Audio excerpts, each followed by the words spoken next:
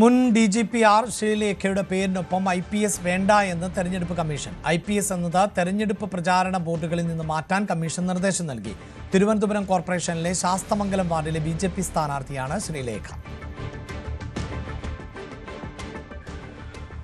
തിരുവനന്തപുരം കോർപ്പറേഷനിലെ സെലിബ്രിറ്റി സ്ഥാനാർത്ഥിയാണ് മുൻ DGP കൂടിയായ ആർ ശ്രീലേഖ. IPS പദവിയുടെ ആ പേര് കൂടി ചേർത്തായിരുന്നു പ്രചരണത്തിലും ഫ്ലക്സ് ബോർഡുകളിലടക്കം പേര് രേഖപ്പെടുത്തിയിരുന്നത്.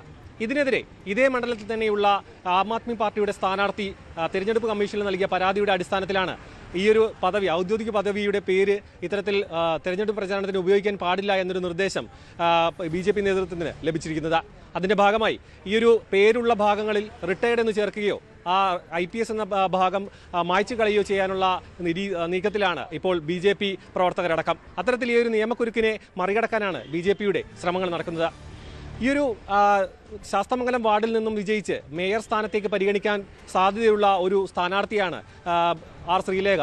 ആ ഒരു സ്ഥാനാർത്ഥിത്വത്തിൽ ഏറ്റവും മുന്നോട്ടെടുത്ത് പറയുന്ന ഒരു സംഭവമായിരുന്നു മുൻ DGP ആയിരുന്ന ശ്രീലേഖ BJP നേതൃത്വത്തിലേക്ക് വരികയും പിന്നീട് ഈ ഒരു മത്സര രംഗത്തേക്ക് സജീവമാവുകയും ചെയ്തത്.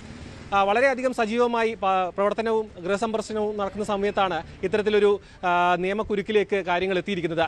അത് വിദഗ്ധമായി മറികടക്കാനുള്ള ശ്രമം BJPയുടെ ഭാഗത്തു നിന്നും ഉണ്ടായിട്ടുണ്ട്. നിലവിൽ പല ഭാഗത്തു നിന്നും ഫ്ലക്സുകളടക്കം നീക്കം ചെയ്തിട്ടുണ്ട്. ചില ഫ്ലക്സുകളിൽ IPS എന്ന ഭാഗം മായ്ച്ചു കളയുകയോ അതിനൊപ്പം റിട്ടയർഡ് എന്ന് ചേർക്കുകയോ ചെയ്തുകൊണ്ടാണ് ഇപ്പോൾ നിലവിൽ ഈ ഒരു പ്രതിസന്ധി മറികടക്കാൻ BJP നേതൃത്വം ശ്രമിക്കുന്നത്. ക്യാമറാമാൻ അരുണിനോടൊപ്പം സാരംഗ് സുധാകരൻ, News 18 തിരുവനന്തപുരം.